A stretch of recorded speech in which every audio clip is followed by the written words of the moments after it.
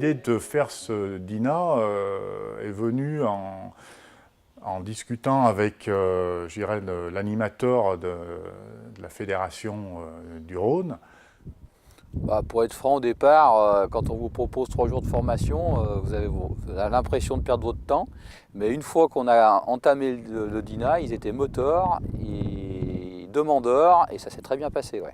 Derrière, ça allait avoir une incidence très positive sur le fonctionnement de la CUMA, en nous apportant, une meilleure organisation. Donc, les gens ont bien compris qu'au contraire, ça allait nous amener une meilleure dynamique. C'est vraiment un investissement, c'est réfléchir avec des méthodes pédagogiques et structurées. C'est-à-dire qu'on est beaucoup plus rentable avec un DINA. Réfléchir sur l'investissement d'une machine, c'est facile.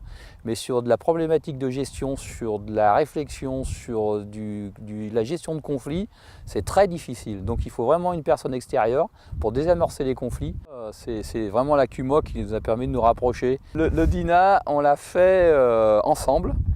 Et vraiment pour pouvoir aller plus loin dans la réflexion de la CUMA. Avoir un objectif à long terme qui est le bâtiment, qui est de l'emploi. On a entamé une réflexion avec la CUMA de Blacé, qui est une CUMA voisine à la nôtre, essentiellement pour le matériel de vignes larges, vignes restructurées, parce qu'on a 2 masses critiques de CUMA qui sont pas très grosses, donc pour porter du matériel qui est relativement cher, c'est pas évident. On est 8 adhérents sur le tracteur, dont certains adhérents qui sont membres également de la CUMA de Buyon. Donc là, on peut dire, en intercuma sur ce matériel.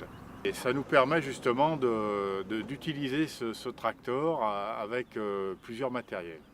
Rogneuse, broyage, semoir et travail du sol. Après, il y avait une problématique qui arrivait, c'était la gestion de ce matériel. Il a fallu qu'on sache, est-ce qu'on fait une fusion pure et dure ? Est-ce qu'on ne fait qu'un travail sur certains ateliers en intercuma, et on est parti là-dessus.